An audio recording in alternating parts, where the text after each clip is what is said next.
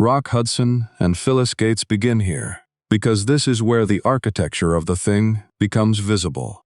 Rock Hudson was the most conventionally attractive leading man in American cinema during the 1950s. He appeared opposite Doris Day. He appeared opposite Jennifer Jones. He was photographed for the covers of publications that did not yet have a vocabulary for what he actually was, because the vocabulary existed, but the industry had agreed not to use it in connection with anyone it needed to sell tickets. Hudson's agent, Henry Wilson, had built a career on manufacturing exactly this kind of star. He understood what the studios needed, and he understood what the law required, and he understood that these two things were in direct conflict with what his clients actually were. His solution was control, absolute, architectural control over every public detail of every client's life. By 1955, the pressure on Hudson had become structural.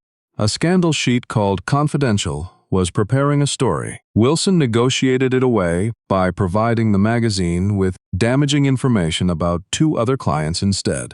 But the temporary resolution only underlined the permanent problem. Rock Hudson needed to be married. Phyllis Gates was Wilson's secretary. She was 29 years old, intelligent, capable, and by her own later account, genuinely in love with the man she married on November 9, 1955. The wedding was covered extensively. The photographs were perfect. The marriage lasted 3 years. Gates spent decades maintaining that she had not known. She wrote a memoir in 1987, 2 years after Hudson died of AIDS-related complications, in which she described discovering the truth gradually and reluctantly, through accumulating evidence she had not known how to read because she had not known she was supposed to be reading it. Hudson had not chosen her. Wilson had. The marriage was a professional arrangement designed to protect a career. Gates was the last person informed of that fact.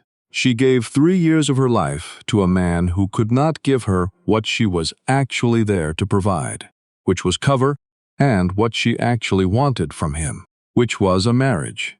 When Hudson died in 1985, he was the first major American celebrity to publicly acknowledge dying of AIDS. The acknowledgement came when concealment was no longer physically possible. He had kept the diagnosis private for over a year. Gates outlived him by 21 years. She died in 2006. Liberace and various private arrangements. Liberace did not marry in the legal sense. What he did was more complicated, and in some ways more instructive. He maintained a public persona built entirely on deliberate ambiguity. The candelabras, the rhinestone-encrusted jackets, the performances that read as camp to anyone paying attention, but that his core audience, largely older women across Middle America, received as sheer glamorous entertainment. He understood his audience with precision, and he gave them exactly what they could accept. He was sued in 1956 by a columnist who implied he was gay. He won the case. He told the court under oath that the suggestion was false and damaging. He maintained long-term relationships with men throughout his entire career. He died of AIDS-related complications in 1987. The coroner's report confirmed what his private physician had been concealing for months. The women adjacent to Liberace, the fan relationships, the maternal figures he cultivated publicly, the devoted female audience he performed for across 4 decades, were not deceived in the simplest sense. They were given a performance they wanted to receive. What they received was real entertainment delivered by a genuinely extraordinary performer. What they were not given was truth. Tab Hunter and Debbie Reynolds, they were photographed together constantly. Fan magazines ran them as a couple so frequently and so persistently that the pairing became a kind of cultural fact. They went to events together. They smiled in the photographs. They were exactly what the studio publicity departments needed them to be. Debbie Reynolds did not later claim ignorance about Tab Hunter's sexuality. What she described in interviews was something more nuanced. The way the studio system worked, the way young performers were paired and presented, the way everyone involved understood the performance but performed it anyway because the alternative was professional destruction. Tab Hunter came out publicly in his 2005 memoir. He described the fear that had structured his entire professional life. the careful management of every public appearance, the relationships he had maintained with women in public while living an entirely different private reality. Reynolds spoke about him warmly throughout her life. There was no animosity in her account. There was something closer to shared understanding of a system that had used them both. James Dean, Pier Angeli, and what the photographs don't show. James Dean died at 24. What can be said with documented certainty about his sexuality is that his relationships included men in ways that the people around him at the time were aware of, and that biographers have documented extensively in the decades since. Pier Angeli was 22 when she married singer Vic Damone in 1954. Her relationship with Dean had ended. She described it as the great love of her life. Dean had attended her wedding and sat on his motorcycle outside the church. What Angeli knew or understood about Dean's private life is a matter of documented record from people who were present. The relationship between them was genuine. It was also surrounded by a professional environment that managed information about young stars with absolute precision. Angeli died of a barbiturate overdose in 1971. She was 39. Whether it was intentional was never conclusively established. Leonard Bernstein and Felicia Montealegre. Here is a marriage that does not fit the simple shape of the story. Leonard Bernstein, one of the most celebrated conductors and composers in American history, married Chilean actress Felicia Montealegre in 1951. She knew. He had told her directly, in a letter written before their engagement, that he was gay. She accepted him anyway. For more than 2 decades, they built a life together. They had 3 children. By most accounts of people who knew them, it was a genuine marriage in most of the ways that word means anything. Bernstein's relationships with men continued throughout. Montealegre understood this and navigated it with a composure that people who knew her described as costing her considerably more than she showed. In 1976, Bernstein left to live openly with a male partner. Montealegre was diagnosed with cancer the following year. Bernstein returned. He cared for her through her illness. She died in 1978. He never fully recovered from her death, by the accounts of people close to him.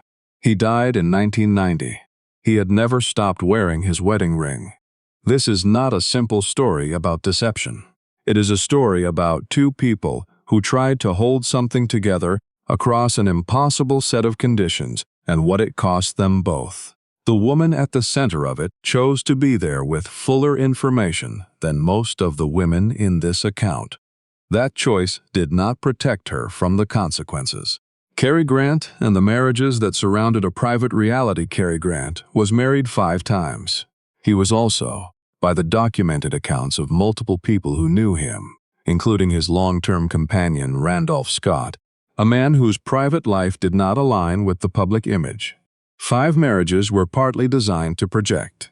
The relationship between Grant and Scott was one of the most openly observed open secrets in Hollywood during the 1930s and 1940s. They lived together.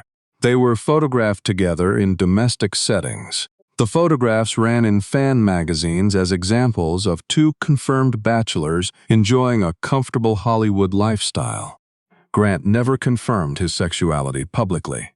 In interviews where the subject arose, he deflected with the precision of a man who had spent decades developing exactly that skill. His 5 wives occupied different roles in a life that was being managed at every level simultaneously.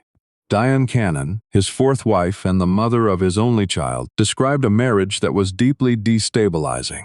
She spoke in legal proceedings and later in public about behaviors that confused and disturbed her, about a man she felt she had never fully understood. Grant died in 1986. He had spent 82 years protecting the same carefully maintained story. Dirk Bogard and the women who stood beside him. Dirk Bogard was the most successful British film star of the 1950s. He was also in a relationship with his male manager and companion Anthony Forwood for over 3 decades, a relationship that everyone around him was aware of and that the British press agreed not to examine too closely. He never married. But the studio system around him required a steady supply of female companions for public appearances, and a rotation of actresses filled that function across his early career. They were not deceived in every case. Some of them were friends who understood the arrangement. Some of them were managed carefully enough that the full picture was not visible. Bogard became the first major British actor to play a gay man in a mainstream film when he appeared in Victim in 1961. He played a lawyer who is being blackmailed over a relationship with a man. He played it without self-protection or distancing. It nearly ended his career. He continued anyway. He came out fully only near the very end of his life. Forwood died in 1988. Bogard spent his final years largely alone, writing memoirs that said more between the lines than they said directly. He died in 1999. Raymond Burr and Isabella Ward. Raymond Burr played Perry Mason for 9 seasons. He was one of the most recognizable faces on American television throughout the 1960s and 1970s. He was also, as became clear after his death, conducting a private life that bore no resemblance to the biographical details his publicity had provided for decades. He had fabricated a dead wife, a woman named Annette Sutherland, who he claimed had died in a plane crash. Researchers later established that she had never existed. He had fabricated a dead son, a child named Michael Evan Burr. The child had never existed either. He lived with his partner Robert Benavides for 33 years. When Burr died in 1993 of kidney cancer, Benavides was at his side. The fabricated biography had been so thoroughly constructed and so consistently maintained that journalists who had covered Burr for decades had never had reason to examine it. He had not simply hidden his private life. He had replaced it with an entirely invented alternative. This is a different order of concealment from the ones surrounding other names in this account. Most of the men here hid. Burr constructed. There is a distinction worth noting. Joanne Drew and the marriage she almost did not survive. Joanne Drew was a working actress in Hollywood during the 1950s, whose name is less recognizable now than the films she appeared in. She was married to Dick Haymes, a singer and actor, from 1941 onwards in a series of relationships, and she later spoke with considerable directness about having understood certain things about certain men in her life only in retrospect. Her account, given in interviews late in her life, described the particular confusion of discovering that the emotional unavailability she had attributed to personal failure or incompatibility had a different explanation entirely. She described feeling, on understanding, that she had been competing with something she had never been given the information to compete with. This particular experience, the retroactive reframing of an entire relationship, appears again and again in the accounts of women in these situations. The marriage does not simply end. It is reinterpreted, backwards, through every moment that suddenly means something different than it appeared to mean at the time. Anne Heche and the aftermath. Anne Heche's relationship with Ellen DeGeneres, from 1997 to 2000, was one of the most publicly examined same-sex relationships in American entertainment history. When the relationship ended, Heche entered a marriage with camera operator Coleman Laffoon that produced a son and lasted 6 years. What Heche described in her memoir and subsequent interviews was a private life of considerably greater complexity than any of its public phases suggested. She described her own sexuality as genuinely fluid and her attraction to both DeGeneres and Laffoon as real. She described the marriage as having broken down for reasons that were not reducible to a single explanation. She is in this account not as a woman deceived, but as a woman whose own complexity was used against her publicly in ways that shaped how her marriage and its ending were interpreted. When she spoke, the framing was applied before she finished speaking. She died in August 2022 following injuries sustained in a car accident. She was 53. Portia de Rossi, and the years before her marriage to Ellen DeGeneres in 2008, Portia de Rossi had been married to documentary filmmaker Mel Metcalf from 1996 to 1999. She had not come out publicly at the time. By her own account, given in her memoir Unbearable Lightness, she was not fully honest with herself about her sexuality during that period. let alone with the man she had married. She described the marriage as a period of profound personal confusion, of attempting to construct a life that conformed to an external expectation she had absorbed so completely that she had partially believed it herself. Metcalf has not spoken publicly about the marriage in ways that are extensively documented.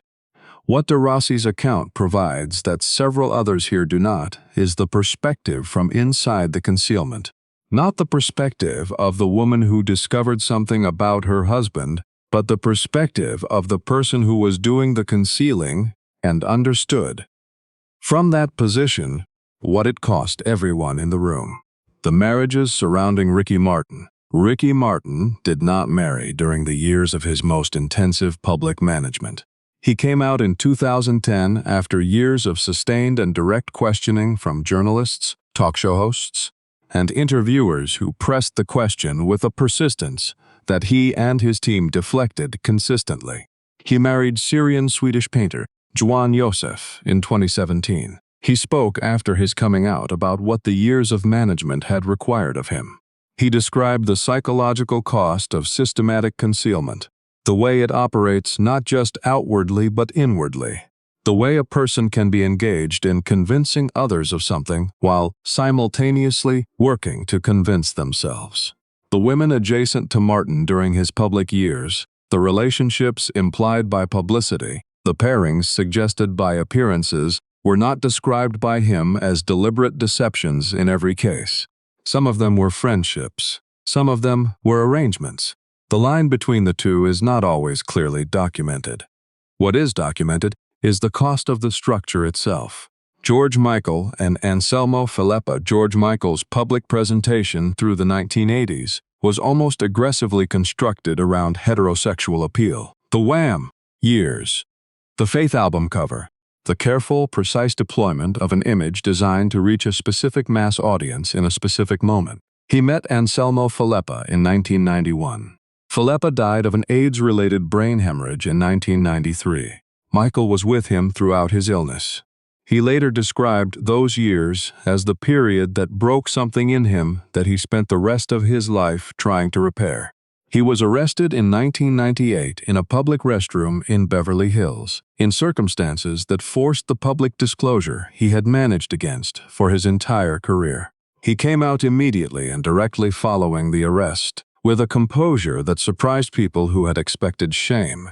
He said he had no intention of apologizing for who he was.